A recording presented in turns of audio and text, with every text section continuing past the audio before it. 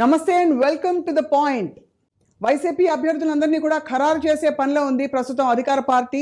ఇప్పటికే చాలా స్థానాల్లో సుమారు 59 స్థానాల్లో ఎంపీ ఎమ్మెల్యే అభ్యర్థులను ఖరారు చేసి ఇప్పుడు 4వ జాబితా విడుదల చేయడానికి సిద్ధమవుతోంది. అండ్ ఈ జాబితా విడుదల చేసిన తర్వాత, అందరినీ ప్రకటించిన తర్వాతే ఎన్నికల ప్రచారానికి పూర్తి స్థాయిలో బరిలోకి దిగబోతున్నారు వైఎస్ జగన్మోహన్ రెడ్డి అని మనకి స్పష్టంగా అర్థమవుతోంది. అలాగే అభ్యర్థులు కూడా వారి వారి నియోజకవర్గాల్లో మొదటి నుంచి వారు పనులని కొనసాగిస్తున్నారు. కానీ ఎన్నికలను దృష్టిలో పెట్టుకుని రంగంలోకి దిగడం మాత్రం మరికొంత సమయం తర్వాత మొదలవుతుంది ఈ కార్యక్రమం అని చెప్పి తెలుస్తోంది.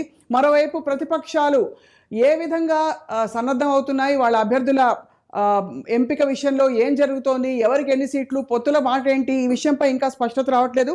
అయితే ఏపీ పొలిటికల్ సీన్ ఏ విధంగా ఉండబోతోంది రాబోయే నెల రోజుల్లో, ఈ అంశాలపై మాట్లాడడానికి మనతో పాటు వైఎస్ఆర్ కాంగ్రెస్ పార్టీ నాయకులు అవుతు శ్రీధర్ రెడ్డి గారు, జాతీయ అధికార ప్రతినిధి, సిద్ధంగా ఉన్నారు. నమస్కారం అండి. అలాగే అందరికీ సుపరిచిత వైసీపీ నాయకులు సుందరామ శర్మ గారు కూడా లైవ్లో జాయిన్ అవుతున్నారు. నమస్కారం సార్.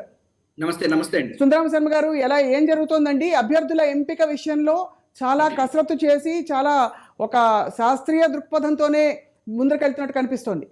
అవునండి, ఎందుకంటే ఇప్పటి వరకు కూడా ఆంధ్రప్రదేశ్ రాజకీయ చరిత్రలో ఎంతసేపటికి కూడా అక్కడ ఉన్నటువంటి పార్టీలో ఉన్నటువంటి వాళ్ళు రాజ్యాధికారానికి దూరంగా ఉన్నటువంటి వాళ్ళని గురించి పట్టించుకున్నటువంటి పరిస్థితుల నుంచి ఇవాళ రాజ్యాధికారానికి దూరంగా ఉన్నటువంటి ప్రతి సామాజిక వర్గాన్ని కూడా పట్టుకొని వాళ్ళకు కూడా రాజ్యాధికారంలో భాగం పంచాలి అనేటువంటి ఒక వినూత్నమైనటువంటి సంస్కరణను తీసుకొచ్చినటువంటి జగన్మోహన్ రెడ్డి గారు నిన్నటి వరకు చూసినటువంటి లిస్టుల ప్రకారం అటు ఇటుగా ఒక 59 మందిని, కొంతమందిని మార్చటమో, కొంతమందిని తీసేయటమో, కొంతమందిని షిఫ్ట్ చేయటమో, ఇవన్నీ చేశారు.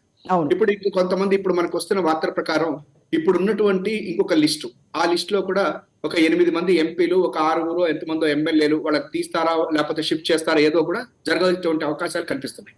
అయితే వీటన్నింటిలోనూ కూడా ఇవాళ మనం చూస్తున్నది ఏంటంటే, ఎక్కడైతే ప్రజలకి దగ్గరగా ఉన్నారో, ఏ సామాజిక వర్గంలో నుంచి అభ్యర్థికి ఇస్తే అక్కడ సోషల్ జస్టిస్ జరుగుతుందో అటువంటి వాటిల నుంచి ఇవాళ జగన్మోహన్ రెడ్డి గారు అభ్యర్థుల కింద తీసుకుని తను ముందుకెళ్తాం అనేటువంటిది మనం చూస్తా ఉన్నాం.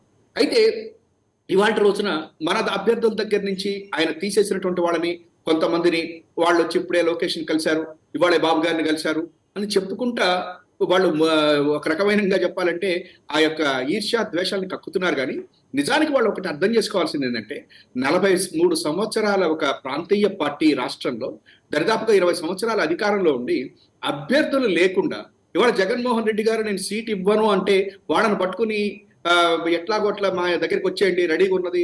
అదేదో సినిమా ఫుల్ మనం చూస్తుంటారు, 2 థియేటర్స్ ఎదురెదురుకుంటా ఒక సినిమా బ్రహ్మాండంగా ఆడి జనం ఫుల్ అయిపోతుంటే ఇక ఏదో ఒక సినిమా చూద్దాం లేరా అని చెప్పి పక్క హాల్కి వెళ్ళి టైం పాస్ చేసేటట్టుగా ఉన్నట్టు వాళ్ళందరినీ కూడా తన దగ్గరికి తెచ్చుకుంటున్న చంద్రబాబు గారు కానీ, లేకపోతే ఇంకొక ఆశ్చర్యకరమైన విషయం ఏంటంటే, జనసేన కూడా అభ్యర్థుల్ని అటు ఇటుగా చంద్రబాబు గారు చూసేస్తున్నారట.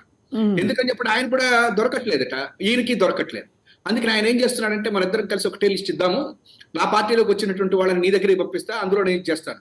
అయితే ఇంకొకటి ఆరోపణే కావచ్చు, కానీ కొంతమంది ఏమంటున్నారంటే, నీకు టీడీపీకి వెళ్ళి మాకు సీట్ ఇస్తారా సార్ అని అడిగితే, టీడీపీ కాదు జనసేనలోకి వెళ్ళు, నాకు ఇంత ఇవ్వు అని చెప్పని అడుగుతున్నారు. అదేదో అంటే చివరికి ఆ పార్టీకి పంపించుకుంటూ అక్కడ కూడా డబ్బులు వసూలు చేసుకుని ఇవాళ ఏదో రకంగా అభ్యర్థుల దగ్గర నుంచి వెళ్ళేటువంటి పరిస్థితి 43 సంవత్సరాల తెలుగుదేశం పార్టీకి వచ్చింది అంటే నిజంగా ఇదంతా కూడా జగన్మాయే, జగన్మహిమే, ఏమీ లేదు. ఎందుకంటే ఆ ఒక్క వ్యక్తిని ఎదుర్కోవటం కోసం అని చెప్పని వీళ్ళందరూ చేస్తున్నటువంటిది చూసిన తర్వాత ఇంకొకటే మేడం లాస్ట్ గా చెప్పాలి, షర్మిల గారు ఆమె తీసుకుంటున్నారట అధ్యక్ష పదవి.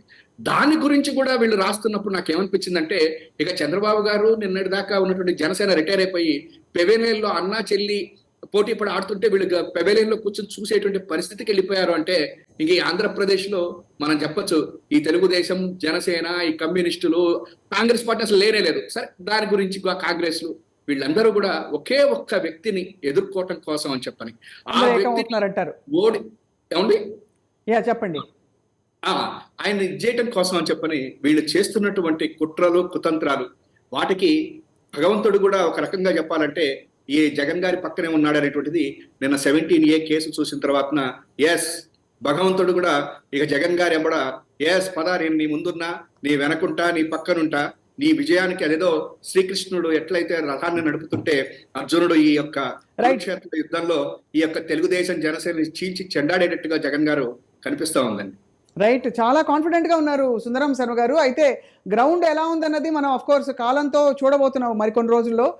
శ్రీధర్ రెడ్డి గారు, ప్రస్తుతం జరుగుతున్న పరిణామాలని మీరు ఎలా చూస్తున్నారంటే చాలా సాహసోపేతంగా దాదాపుగా, అంటే ఇప్పుడు వాళ్ళ అంబేద్కర్ విగ్రహ ప్రతిష్ట కావచ్చు, ఇంకా ఇతర డెవలప్మెంట్స్ ఏవైతే జరుగుతున్నాయో అన్ని సామాజిక వర్గాల్ని కలుపుకుపోయే జగన్మోహన్ రెడ్డి గారి వ్యూహం నిజంగా ప్రత్యర్థుల్ని ఎదుర్కొనే విధంగా ఉందంటారా? మేడం, మీకు అంటే జగన్మోహన్ రెడ్డి గారి ఆలోచన దృక్పథం మనం కంపేర్ చేస్తే ఒకసారి లేదా అనలైజ్ చేసుకుంటే ఒకసారి మనం ఆలోచించాలి. ఎక్కడో ఉన్నటువంటి జగన్మోహన్ రెడ్డి గారి రాజకీయాల్లోకి వస్తే రాజకీయాల్లో ఫెయిల్ అవుతారు అని చెప్పి ఆ రోజున తెలుగుదేశం కాంగ్రెస్ కుమ్మక్కయ్యి విజయమ్మ గారిని జగన్ గారిని ఓడించాలనుకున్న సిచ్యువేషన్లో భారతదేశంలో ఎవరికి రానటువంటి పెద్ద మెజారిటీ జగన్మోహన్ రెడ్డి గారికి వచ్చింది. 3rd biggest majority in India. So ఆ రోజు ప్రతి ఒక్కళ్ళు కూడా ఎవరు జగన్మోహన్ రెడ్డి అని చెప్పి చూడటం మొదలెట్టారు. దానికంటే ముందు సాక్షిని తీసుకొచ్చినప్పుడు సాక్షి ఎట్లా అంటే మనం గమనిస్తే ఆంధ్రప్రదేశ్ రాష్ట్రంలో ఏదైతే మన ఇవి ఉన్నాయో, ఏది న్యూస్ ఛానల్స్ కానీ న్యూస్ పేపర్స్ కానీ ఉన్నాయో, రామోజీరావు అనే ఒక పెద్ద మోనార్క్, ఆ రోజు మీడియా మాఫియా గ్యాంగ్ డాన్ ఆయన తట్టుకొని ఏ విధంగా నిలబడతారు, అసలు నిలబడగలదా లేదా అని చెప్పిన రోజు నుంచి ఆయన్ని డి అంటే డి అని ఇండస్ట్రీ స్టాండర్డ్స్ని మార్చినటువంటిది సాక్షి. దాని వెనక బ్రెయిన్ ఎవరిది అంటే మళ్ళీ జగన్మోహన్ రెడ్డి గారు. సో 2014 ఎన్నికలకు వచ్చేటప్పటికి జైలు నుంచి రావటం వల్ల గ్యాప్ చాలా తక్కువ ఉంది. చాలామంది క్యాండిడేట్స్ని ఆయన, ఫర్ ఎగ్జాంపుల్ అనంతపూర్ డిస్ట్రిక్ట్ చూసుకుంటే ఆ రోజునే చెప్పారు, ఇక్కడ ఉన్న సామాజిక వర్గాల ప్రకారం నేను ఒక బోయకి ఒక కురుబుకి ఎంపీ సీట్లు ఇస్తాను అని. కానీ ఆ టైంలో సరైన క్యాండిడేట్ దొరక్కపోవటం వలన మనం అక్కడ చేయలేకపోయాం. కానీ 2019కి వచ్చేటప్పటికి ఖచ్చితంగా మాట నిలబెట్టుకున్నారు. 2024లో దాన్ని కంటిన్యూ చేస్తున్నారు, రైట్, ఆల్రెడీ క్లియర్ చేశారు.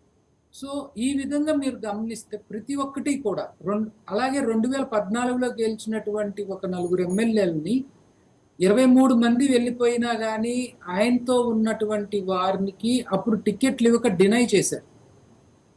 వాళ్ళని మళ్ళీ 2024లో అకామిడేట్ చేస్తున్నారు. కారణం ఏంటంటే ఒక ప్రాంతీయ పార్టీ నడపాలంటే ఎవరైతే ఒక